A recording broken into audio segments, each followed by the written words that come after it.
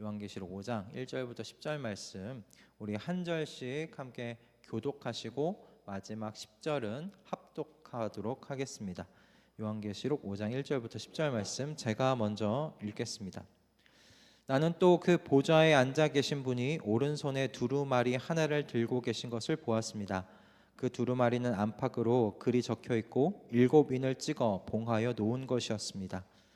내가 보니 힘센 천사가 큰 소리로 이 봉인을 떼고 두루마리를 펴기에 합당한 사람이 누구인가 하고 외쳤습니다. 그러나 두루마리를 펴거나 그것을 볼 수 있는 이는 하늘에도 없고 땅 위에도 없고 땅 아래에도 없었습니다. 이 두루마리를 펴거나 볼 자격이 있는 이가 하나도 보이지 않으므로 나는 슬피 울었습니다. 그런데 장로들 가운데서 하나가 나에게 울지 마십시오. 유다 지파에서 난 사자 곧 다윗의 뿌리가 승리하였으니 그가 이 7 봉인을 떼고 이 두루마리를 펼 수 있습니다 하고 말하였습니다.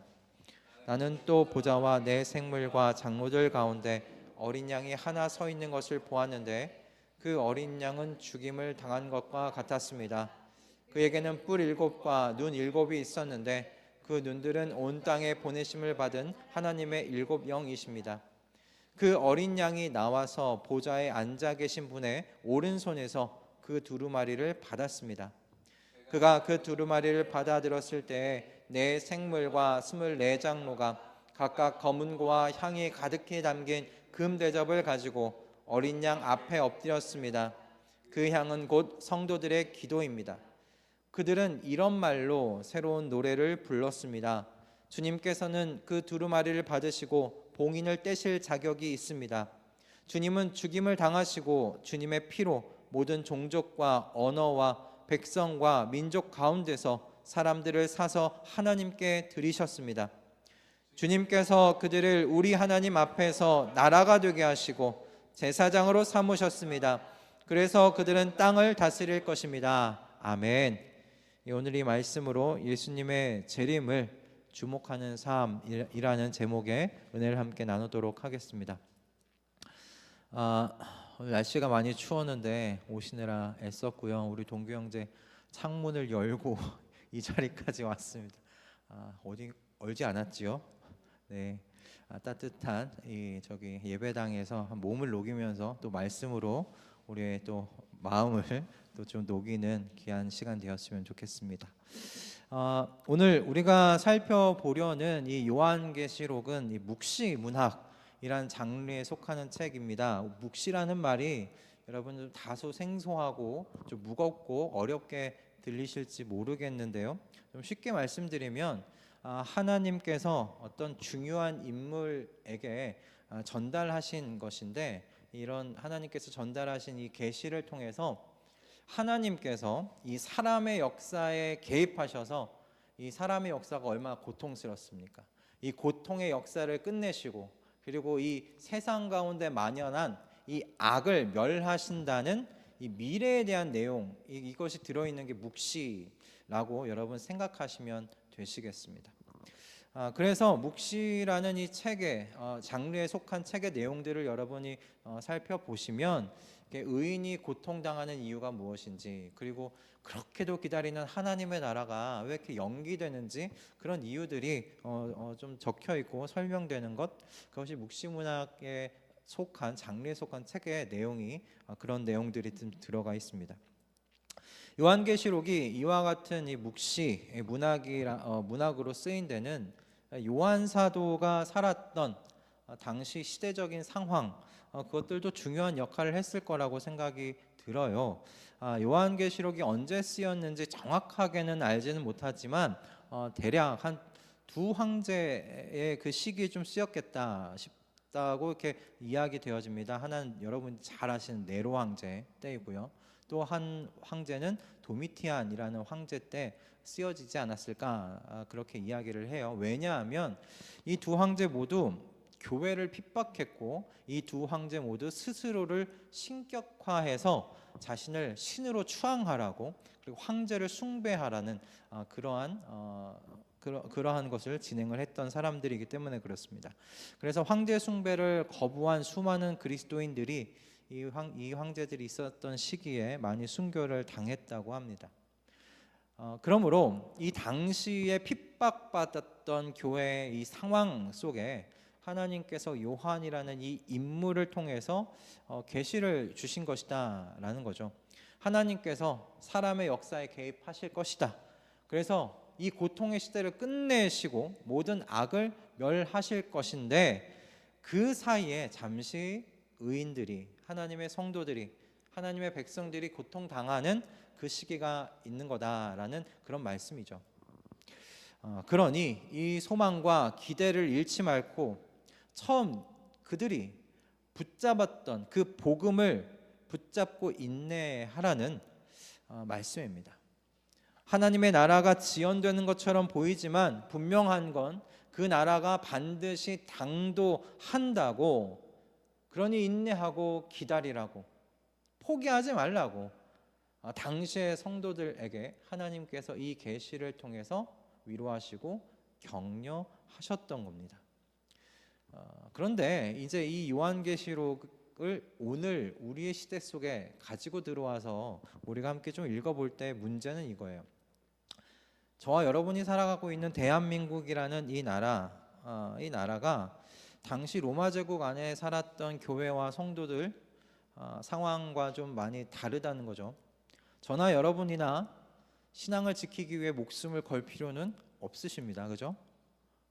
그렇지 않습니까?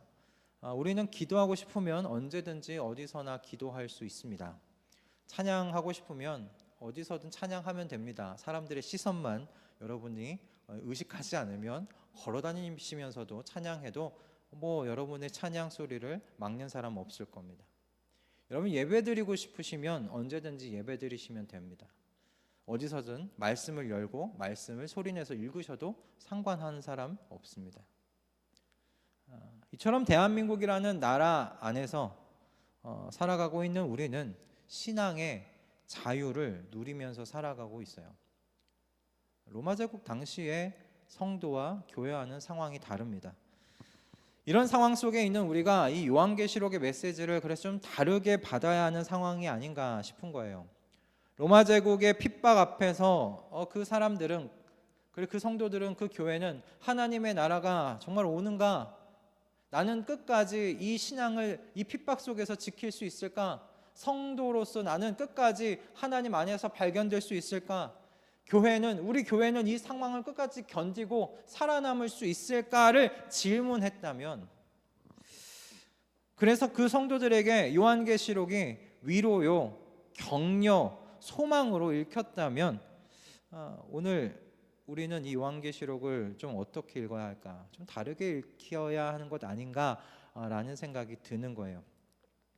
요한계시록을 통해서 하나님께서 저나 여러분이나 오늘 이 신앙의 자유를 정말 누리고 만끽하며 살아가는 모든 성도들에게 이렇게 이야기하시는 것 같아요. 깨어나라, 깨어나라, 정신 차리고 깨어라 라고 그렇게 깨우시는 것 같다라는 생각이 들었어요. 왜냐하면 마치 이 시대에 살아가는 우리 대다수의 성도님들은 점점 끓어오르는 냄비 안에서 그런 줄도 모르고 헤엄치고 지내는 그런 개구리 같은 모습들이 아닐까, 그런 삶이 아닐까라는 생각이 들었기 때문입니다. 하나님께서 요한계시록을 통해서 분명한 어조로 말씀하세요. 이 시대는 그렇게 끓어오르는 냄비 안에 있는 물과 같은 시대다라는 거죠. 결국 하나님의 진노와 심판의 불길 앞에서 끓어오르다가 증발해버려서 사라지고 말 시대라는 겁니다. 그런데 그 물속에서 한 몸이 되어 같이 헤엄치면서 놀고 있으면 어떡하겠느냐라는 것이 이 주님께서 요한계시록을 통해 오늘 이 시대, 대한민국이라는 시대 속에 살아가고 있는 우리들에게 따끔하게 충고하고 계신다라고 생각이 들었어요. 그렇게 요한계시록을 먼저 받아들이고 읽어야 하지 않겠나 생각이 들었습니다. 제가 그렇게 오늘날 성도들이 요한계시록을 먼저 읽어야 한다고 생각하게 된 것은 이 말씀을 묵상하면서 하나님께서 저에게 그리고 이 시대에게 요한 사도의 울음을 되게끔 하시기 때문이다라는 생각이 들었습니다. 요한 사도의 울음을 보게 하신다. 오늘 요한계시록 5장 1절부터 4절까지의 내용을 보시면 하나님의 구원과 심판의 계획이 쓰여 있는 두루마리가 등장합니다. 그런데 그 두루마리가 일곱 인이 찍혀서 봉인되어 있어요.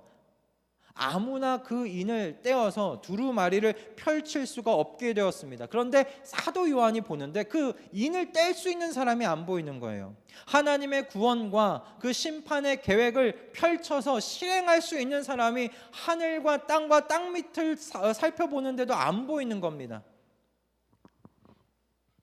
하나님의 이 구원과 심판의 계획이 실행되지 않을 것만 같은 그 두려움이 이 요한 사도에게 엄습해 온 거예요. 그래서 요한 사도가 어떻게 반응합니까? 울어요. 슬프게 울어요. 저는 이 장면이 오늘날 우리 그리스도인들이 우리 자신을 먼저 살피고 돌아봐야 하는 장면이라고 생각이 들었어요. 요한 사도가 왜 울어요?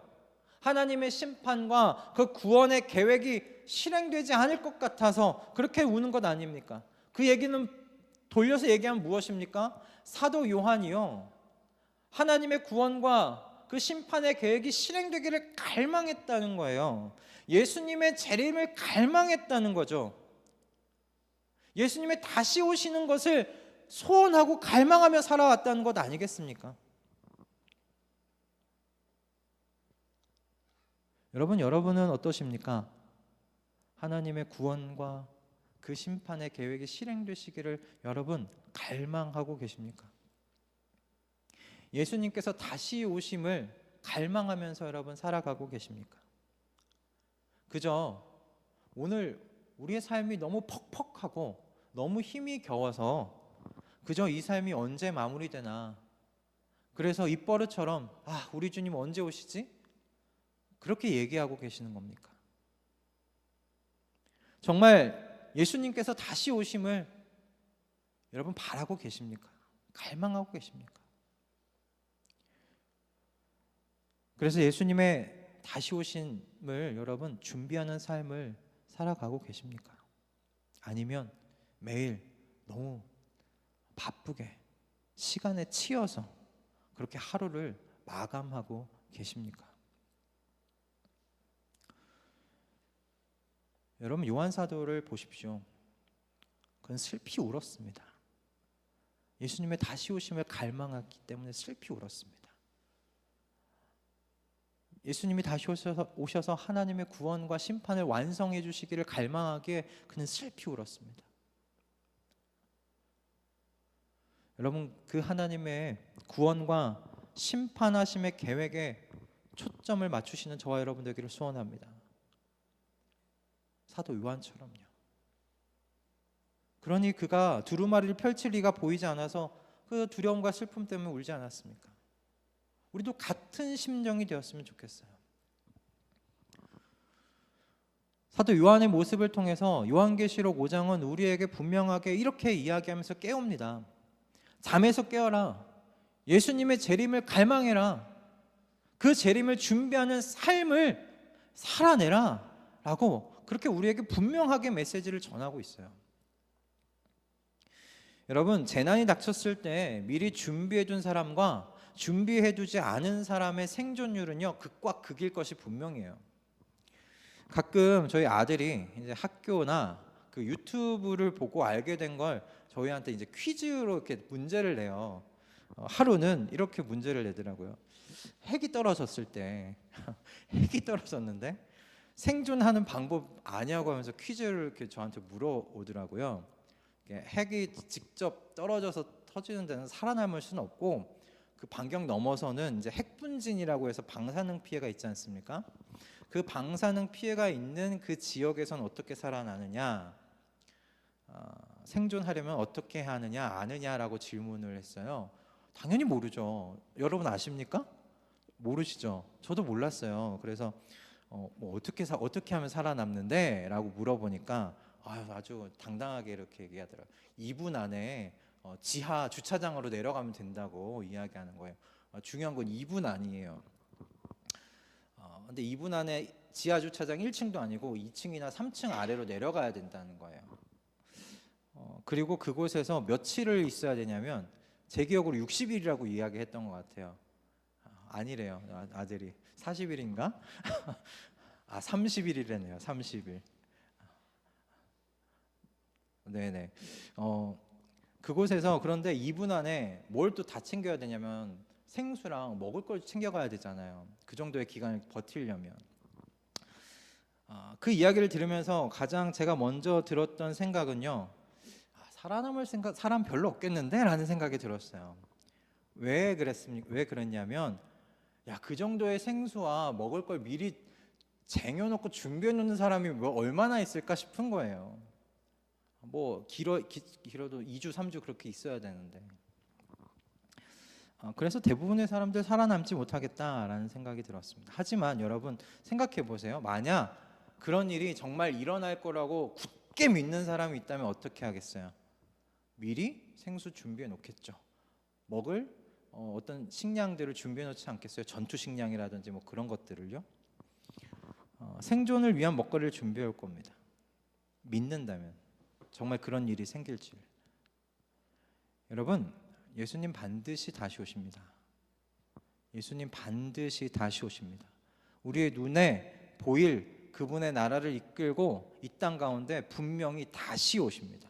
다시 오시겠다고 하신 약속을 반드시 지키실 겁니다. 여러분, 그렇다면 저와 여러분 어떻게 해야 되겠어요? 제 아들이 그 질문을 하고 잠깐 그렇게 생각이 들었어요. 정말 식량을 좀 준비해놔야 되는 거 아닌가?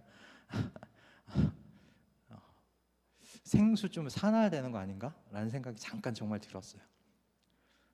여러분 어떻게 해야 되겠어요? 예수님 다시 오신다는 걸 우리가 믿는다면, 여러분 우리를 이 땅 가운데, 이 세상 가운데 묶어두려고 하는 수많은 그 도전과 유혹을 이기고 예수님의 재림을 갈망하는 성도로서 우리가 준비되어져야 되는 것 아니겠습니까? 오늘의 본문을 묵상하면서 이것에 대해서 우리가 그래서 생각해 보려고 합니다. 우리는 어떻게 이 시대의 강한 그 유혹과 도전을 이기고 재림을 갈망함으로 재림을 준비하는 성도로 우리가 이 땅 가운데서 존재할 수 있을까? 살아남을 수 있을까? 살아갈 수 있을까를 우리 오늘 이 말씀을 통해서 좀 생각해 보려고 합니다. 여러분, 첫째는 우리가 좀 생각해 볼 건 이겁니다. 여러분, 재림을 갈망하고 재림을 준비하기 위해서는 한 가지를 기억해야 됩니다. 승리의 사이렌이 울렸음을 여러분 기억하십시오. 승리의 사이렌이 울렸습니다. 오늘 본문을 보면 예수님에 대하여 두 가지 상징을 사용하는 걸 볼 수 있어요. 먼저는 예수님을 이렇게 소개합니다. 예수님이 사자시다, 사자시다라고 소개를 합니다. 다윗의 계보로서 태어나신 그 사자로서 예수님을 소개합니다. 그런데 이 사자가 바로 뒤에서 어떤 모습으로 나오냐면 죽임당한 어린 양으로서 소개돼요. 완전히 정반대의 이미지를 사용하면서 예수님을 소개합니다. 예수님은 사자신데 또한 죽임당한 어린 양이라는 거죠. 그리고 이 이미지를 통해서 이 예수님을 소개하고 예수님께서 두루마리를 받으셨다고 말씀을 하세요. 그 인을 떼실 권세를 받았다라고 이 말씀이 이 예수님을 소개합니다. 이 예수님이 사자로서 그 권세를 사용하지 아니하시고 유월절 어린 양으로서 힘없이 죽임당하셨다. 그래서 두루마리 받으시는 권세를 갖게 되셨다. 그렇게 이야기를 하고 있어요. 그래서 이 말씀 속에서는 오늘 우리 설교 안에서는 다루진 않겠지만 여러분이 묵상할 건 이겁니다. 예수님의 승리하시는 방식에 대해서 묵상할 수 있어요. 사자신데 그 사자의 권세와 힘을 사용하지 아니하시고 힘없는 어린 양으로서 죽으심으로 이기셨다. 그 승리 방식을 우리의 삶 가운데 어떻게 적용하며 살아갈 수 있을까? 이런 것들을 우리가 묵상해 볼 수 있는 포인트겠죠. 예수님에 대해서는 그렇게 또 설명을 했었고, 두 번째 상징은 이겁니다. 예수님에 대하여 설명할 때 오늘 본문은 예수님께서 뿔 7개와 눈 7을 가지신 분이라고 그렇게 설명합니다. 그러니까 이미지를 그려보면 되게 괴기한 그런 모습인데 성경과 요한계시록에서는 이것들을 좀 자주 사용하세요. 뿔이 의미하는 것은 무엇이냐면 권세와 힘을 상징합니다. 그리고 7이라는 숫자는 요한계시록 안에서는 완전함을 의미해요. 그렇기 때문에 뿔 7은 어떤 의미겠어요? 완전한 권세, 완전한 힘, 이것을 의미해요. 그러니까 예수님의 그 전능하심을 그렇게 상징하는 것이겠죠. 그리고 7 눈에 대해서는 6절에서 이렇게 설명되어 있습니다. 그 눈들은 온 땅에 보내심을 받은 하나님의 7 영이십니다 라고 되어 있어요. 예수님께서는 그러므로 이 영들을 통해서 세상의 모든 일을 보시는 분이시라는 거예요. 7 눈은 세상의 이 모든 일을 관찰하시고 모든 일어나는 일들을 미리 다 아시는 다 아실 수 있는 능력을 가지신 전지하신 분이시다라는 것을 의미합니다. 그래서 예수님께 대해서 성경이 우리에게 이야기하는 건 이거예요. 그분은 전능하신 분이고 또한 전지하신 분이시다. 뭡니까? 예수님은 하나님이시다 라는 것에 대해서 이야기를 하고 있어요. 하나님과 동등된 분이시다라고 우리를 묵상할 수 있도록 인도하고 있습니다. 그러나 오늘 우리에게 중요한 건 이겁니다. 예수님께서 승리하셨다는 거예요. 사자로서, 그리고 사자이신데 어린 양으로서 죽으심으로 어떻게 하셨냐? 이기셨다는 거예요. 세상을 이기시고 악을 이기셨다는 거예요. 승리하셨다는 거예요. 여러분, 승리하셨다는 이 승리를 여러분이 무엇과 연결 지으셔야 하냐면 예수님의 개선하심, 재림으로 여러분께서 연결 지으셔야 된다는 거예요. 승리의 사이렌, 승리의 나팔이 울리게 되었다. 예수님의 그 십자가가 스피커가 되어서 예수님이 승리하셨다는 걸 소리내고 있다. 그렇다면 예수님은 다시 오신다. 예수님의 재림, 예수님의 개선 행렬을 여러분이 생각하셔야 된다는 겁니다. 여러분, 전쟁에서 승리한 승리자들이 점령지로 들어와 무엇을 합니까? 깃발 꽂지 않습니까? 여러분들도 뭐 사진에서 보셨을 것 같은데 6.25 당시에 한국 군인들이 다시 수도를 수복하고 제일 먼저 한 것이 뭐예요? 사진에 저희 한국사 근현대사 이렇게 사진이 나와 있는데 시청에 한국 국기를 꼽는 것이 있어요. 마찬가지로 로마 제국 당시에도 정복 전쟁이 한창일 때는 정복한 점령지에 황제의 상을 세워두었다고 해요. 여러분, 십자가를 예수님의 최종적인 승리로 우리가 여긴다면 십자가를 예수님의 다시 오심과 연결지어서 여러분 늘 생각하실 수 있어야 해요. 십자가, 예수님이 승리하셨지. 야, 그렇지. 그러면 남은 건 뭔가? 예수님께서 개선하시는 그 개선 행렬을 보는 것 외에는 없겠구나. 그렇게 연결지어야 된다는 거예요. 예수님의 개선 행렬이 뭡니까? 예수님이 재림이시죠. 다시 오심이죠. 우리가 많이 저지르는 실수는 뭐냐면 예수님의 십자가의 이기심과 승리를요 그저 이 땅에서 살아가는 현재의 삶에 국한해서 적용한다는 거예요. 예수님께서 승리하셨으니까, 예수님께서 이기셨으니까 나도 이 땅에서 여러 가지 상황과 삶 속에서 결국엔 나도 승리할 거야, 이겨낼 수 있어 라는 그 신앙과 연결 짓는다는 거예요. 물론 예수님께서 내가 세상을 이기셨다라고 말씀하심으로 세상의 걱정과 근심을 벗어버리라고 말씀하셨어요. 하지만 우리는 이 승리를 양쪽과 다 연결 지어야 해요. 예수님께서 승리하셨습니다. 그러므로 그 승리가 오늘날 우리가 사는 이 삶 속에서도 분명히 드러날 겁니다. 그런데 예수님께서 승리하셨습니다. 그러니 승리하신 예수님께서 개선 행렬로 이 땅 가운데 오실 겁니다. 승리자로서 이 땅 가운데 임하실 겁니다. 그것이 예수님의 재림이십니다. 당신께서 승리하신 이 땅에 개선 장군이 되어 다시 오실 겁니다. 들어오실 겁니다. 여러분, 십자가가 우리에게 이 메시지를 전하는 스피커의 역할을 하고 있어요. 십자가를 보시면서 이 땅의 삶과만 여러분 연결짓지 마실 수 있기 바랍니다. 십자가를 보면서 내가 하나님의 나라 가운데 구원받았지, 내가 영원한 영원한 생명을 얻었지 라는 것과만 연결짓지 마시기 바랍니다. 예수님이 십자가를 통해 승리하셨어요. 승리하셨다면 그 승리하신 그 장군님이 개선하십니다. 오십니다. 왜요? 당연히 승리한 땅인데 내 땅이잖아요. 예수님께서 십자가 위에서 죽임당하신 어린 양 되셔서 최종적으로 승리하셨다고 성경은 우리에게 계속 이야기하고 있습니다. 그러므로 하나님의 구원과 심판의 계획을 실행하시는 두루마리를 받으셨습니다. 그러니 오늘 말씀은 우리에게 분명하게 이야기합니다. 예수님이 반드시 다시 오신다.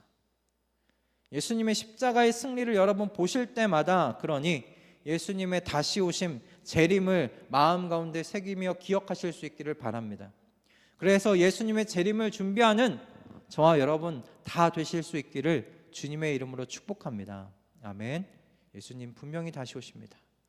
십자가를 보실 때마다 예수님의 재림과 연결지어 예수님 다시 오신 때 그분을 만나뵐 삶으로 우리 자신을 준비하는 저와 여러분 다 되시길 원합니다. 여러분 두 번째는 이거예요. 재림을 갈망하고 준비하는 성도로서 여러분 서기 위해서는 여러분의 소속을 분명하게 기억하셔야 됩니다.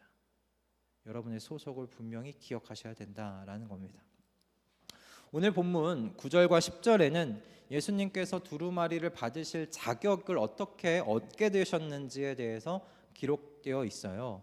9절과 10절의 말씀인데 우리 한 번 더 좀 같이 읽어보도록 하겠습니다.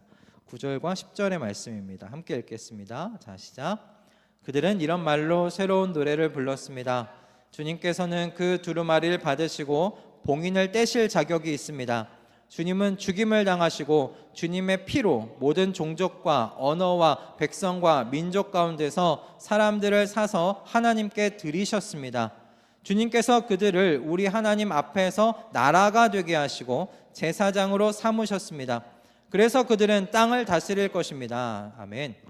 예수님께서 두루마리 봉인을 뗄 자격을 얻으신 것은요, 십자가에서 사자이시지만 유월절 어린 양으로서 죽임을 당하셨기 때문이라고 이야기를 하고 있어요.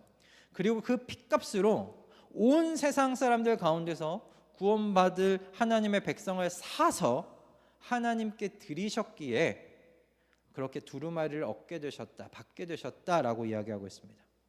그래서 예수님의 핏값으로 삼받은 성도는 어떻게 되었는가? 하나님 앞에서 나라가 되고 제사장 삼으셨다고, 그 나라의 제사장 삼으셨다고 노래되고 있어요.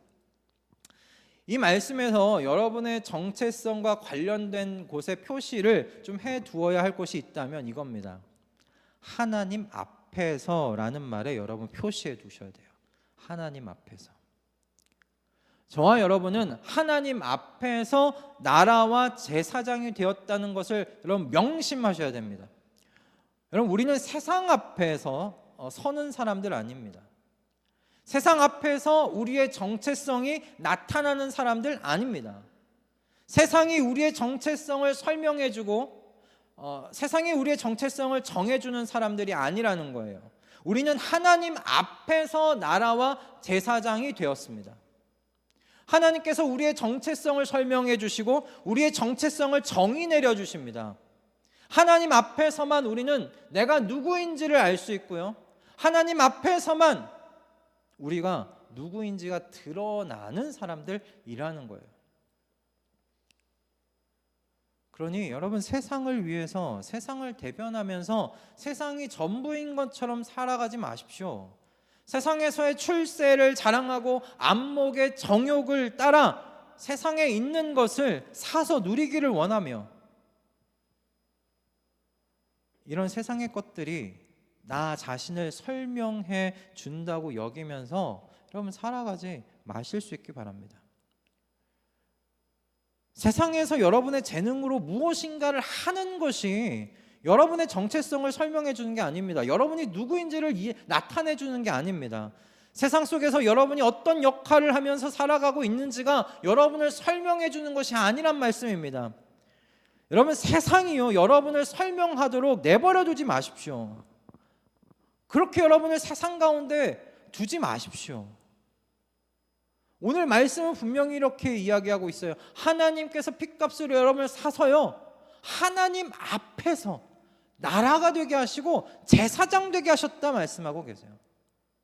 하나님으로 인하여 설명되어지는 성도이고요, 하나님으로 인하여 설명되는 하나님 나라 백성들이라는 말씀입니다.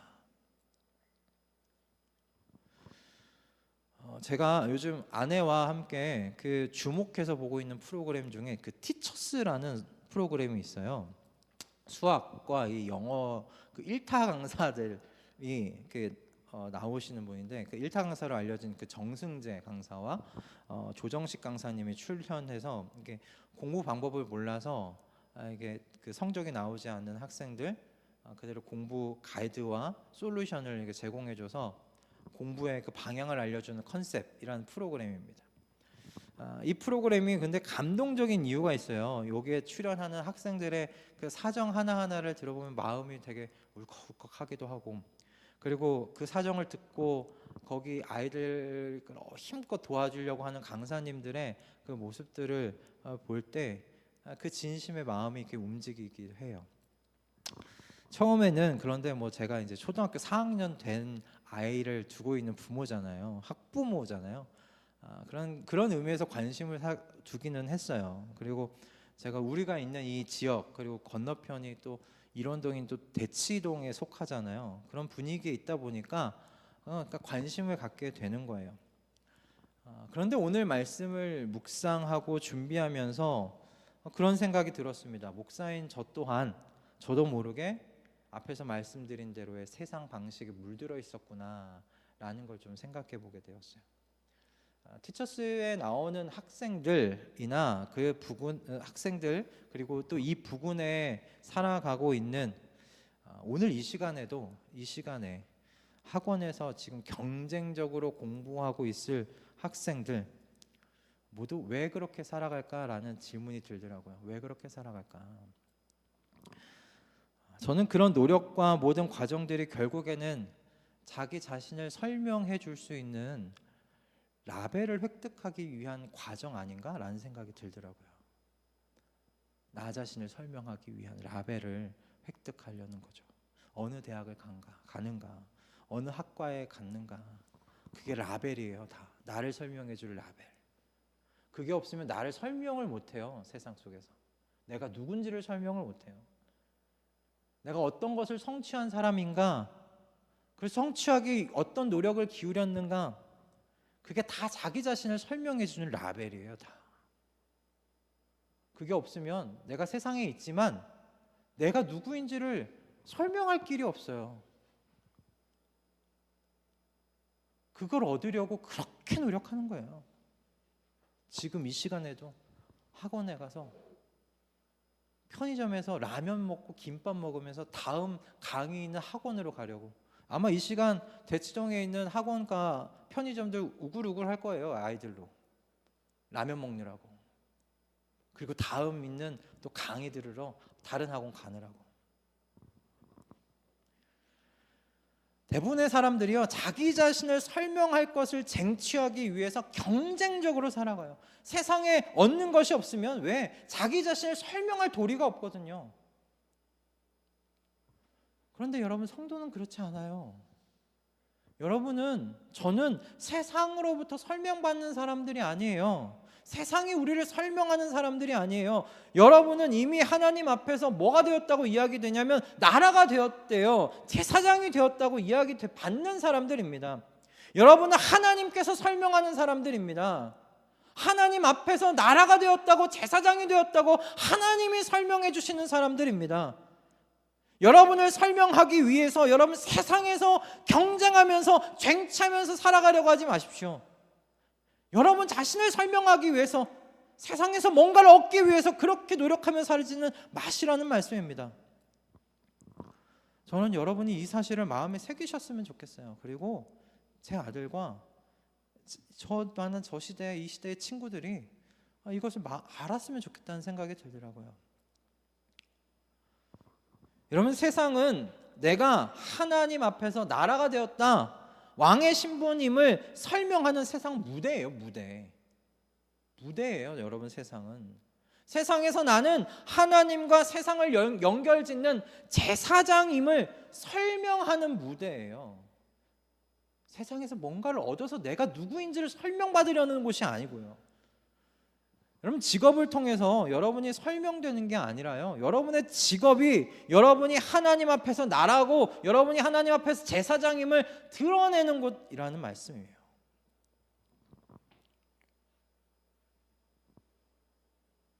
디자이너로서, 프로그래머로서, 유튜버로서, 강사로서 어떻게 내가 하나님 앞에서 왕인지를 그 안에서 설명할 것인가, 그건 여러분이 고민해 보셔야죠. 그것까지 제가 다 고민해 드릴 수가 없어요. 여러분이 고민해 보세요. 기도하시면서 고민해 보세요. 어떻게 내가 하나님 앞에서 왕임을 내가 있는 그곳에서 드러낼 수 있을까? 그것을 하나님 나라와 어떻게 연결 지을 수 있을까? 고민하셔요.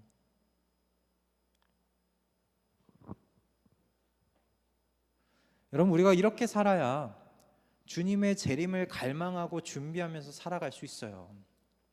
그렇지 않으면 어떻게 되냐면요, 나 자신을 설명하는 것을 얻기 위해 쟁취하기 위해서 바쁘게 살다가 주님 만나게 될 겁니다. 성취를 계속 다음 하다가 하나님 만나게 될 겁니다. 오늘 눈 떠보니 하나님 앞이네 라고 될 겁니다. 주님이 먼저 오시든 저와 여러분이 먼저 주님 앞에 가게 되든 둘 중에 하나잖아요. 결국 주님께서 물어보실 거예요. 어떻게 살다 왔느냐고. 그때 뭐라고 하시겠습니까? 하나님 앞에서 나라와 제사장 된 것을 세상에서 설명하는 인생을 살다 왔습니다라고 말씀하시겠습니까? 아니면 나를 설명하기 위해서 성공과 성취를 뒤쫓다가 하나님 앞에 섰다고 이야기하시겠습니까? 좋은 라벨이 여러분을 멋들어지게 설명해 줄 수 있다는 세상의 달콤한 유혹에 빠지지 마십시다. 여러분은 세상의 라벨이 필요 없는 사람들입니다. 이미 하나님 앞에서 나라와 제사장 된 사람들입니다. 그러니 여러분을 자신의 핏값으로 사서 하나님 앞에서 나라와 제사장 되게 하신 분을 마음을 다해 추구하고 열망하고 기다리는 저와 여러분 다 되시길 주님의 이름으로 축복합니다. 아멘. 십자가의 죽음을 선택하신 우리의 왕을 기억하며 기다리며 나의 왕을 만날 준비를 해가는 저와 여러분 다 되기를 주님의 이름으로 축복합니다. 아멘. 말씀을 좀 정리하겠습니다. 제가 요즘에 그런 생각이 문득 들더라고요. 내가 살아가고 있는 이 내 주변의 환경을 너무 모르고 있구나라는 생각이 들어서 차근차근 주제를 정해놓고 카테고리를 정해놓고 좀 공부 좀 해야 되겠다는 생각이 들었어요. 그래서 먼저 공부하고 싶은 카테고리가 이게 경제였어요. 그리고 제가 지금 살아가고 있는 우리의 이 환경이 뭡니까? 자본주의잖아요. 그래서 자본주의에 대해서 좀 설명 있는 책은 없나 찾아보다가 예전에 그 EBS 다큐멘터리로 방영했던 그 자본주의라고 방영됐던 것이 있더라고요. 근데 그게 책으로 나왔어요. 그래서 자본주의라는 책을 좀 지금 읽고 있습니다. 근데 이 책을 보면서 제가 알게 된 것, 알고는 있었지만 더 피부로 느끼게 된 것이 무엇이냐면 이 자본주의의 모태가 결국은 돈에 대한 인간의 탐욕이더라고요. 우리가 살아가고 있는 이 자본주의라는 시스템 자체가 탄생 자체가 돈에 대한 인간의 탐욕이에요. 여러분, 이 자본주의가 어디서부터 시작됐냐면 은행에서부터 시작된 거예요. 원래 탐욕으로 인해서 은행이 생겼고요. 그 뿌리가 사람의 탐욕이다 보니까 이 은행의 시스템의 근간 자체도 사실 탐욕이에요.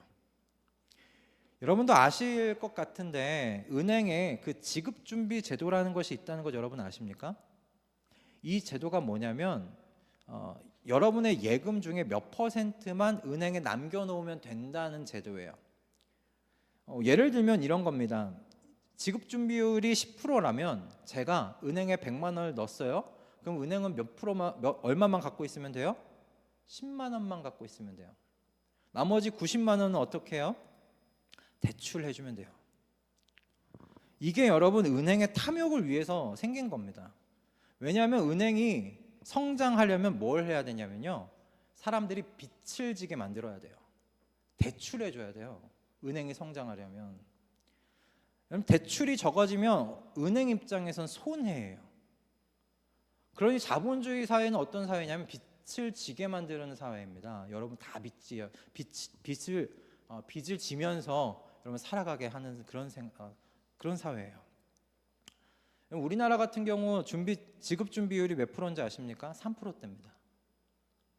여러분이 100만 원을 집어넣으시면 3만 원만 남겨놓으면 돼요. 나머지는 은행에서 대출을 해줄 수 있어요. 근데 대출을 하는 고객이 일반 사람들만 있지 않아요. 은행과 은행끼리도 대출을 해요. 그럴 경우 어떻게 되냐면, 예를 들면 이겁니다. A은행이 100만 원의 돈 중에 10만 원 남겨놓고 90만 원을 B은행에 대출을 해줍니다. 그럼 B은행은 어떻게 하면 돼요? 90만 원 대출 받았어요. 10만 원 남겨놓고 80만 원 다른 또 은행에 C은행에 대출해 줄 수 있어요. 그럼 C은행은 D은행에 그런 식으로 대출을 하게 돼요. 그럼 그걸 다 계속 반복을 할 수 있는 겁니다. 그러면 여러분 순차적으로 반복했을 경우 돈 100만 원이 얼마로 불어나는지 아십니까? 수억 원대로 불어날 수 있어요. 근데 진짜 돈은 얼마예요? 100만 원이에요. 실질적인 돈은. 실질적 돈이 수억 원대로 불어나는 여러분 마법과 같은 그런 세상에 저와 여러분이 지금 살아가고 있는 겁니다. 이게 저와 여러분이 살아가고 있는 자본주의 환경입니다. 은행은 실제 돈 얼마 갖고 있지 않습니다. 실제 돈보다는 그러므로 탐욕과 욕망으로 인해 만들어진 숫자 위에 저와 여러분이 살아가고 있는 이 세상이 지금 지어져 있다는 것을 여러분 그냥 아시기 바랍니다. 그래서 얼마든지 이런 세상은요 크게 흔들리고 무너질 수 있어요. 멀게는 여러분 미국에서 일어났었던 서브프라임 모기지 사태를 여러분 아실 겁니다. 수많은 사람들이 지금 그 다 잊어버리고 있지만 그 후유증이 그 시대를 지금도 그 후유증 안에 살아가고 있어요. 얼마나 많은 사람들이 지금도 노숙자로 살아가고 있는지 모릅니다. 가깝게 우리나라에서 일어난 레고랜드 부도 사건, 지금 조용하지만 사실 그것 자체도 얼마나 이 세상, 이 사회가 빚 위에 지금 지어져 있는 사회인지를 여실하게 보여주는 그런 사건 중에 하나였잖아요. 여러분 우리의 이 사회가요 빚 위에 지금 세워진 사회입니다. 허상 위에 우리가 지금 살아가고 있어요. 그러나 여러분 오늘 말씀은 우리에게 이야기합니다. 진짜가 지금 다가오고 있다. 진짜 나라가 다가오고 있다. 흔들리지 아니하는 나라가 지금 다가오고 있다. 모든 허상을 무너뜨리고 실제하는 나라를 세우실 주님이 지금 가까이 다가오고 있다. 그 하나님의 나라를 완성하실 예수 그리스도께서 지금 두루마리를 받으셨다라고 지금 이야기하고 있잖아요. 그 인을 하나하나 떼시고 하나님의 구원과 심판의 계획을 다시 오심과 함께 완성하실 그 주님이 지금 오고 계시다고 오늘 말씀이 우리에게 이야기하고 있지 않습니까? 그러므로 허상의 나라를 사랑하며 허상의 나라를 추구하지 마십시다. 영원한 나라와 영원한 왕을 사모하며 바라십시다. 그렇게 주님의 다시 오심을 바라며 갈망하며 주님의 그 다시 오실 그 준비하는 삶을 살아가는 저와 여러분 다 되기를 주님의 이름으로 축복합니다. 아멘. 여러분 주님 승리하셨습니다. 그리고 주님이 우리를 주님 앞에서 나라와 제사장 되게 하셨습니다. 할렐루야. 아멘.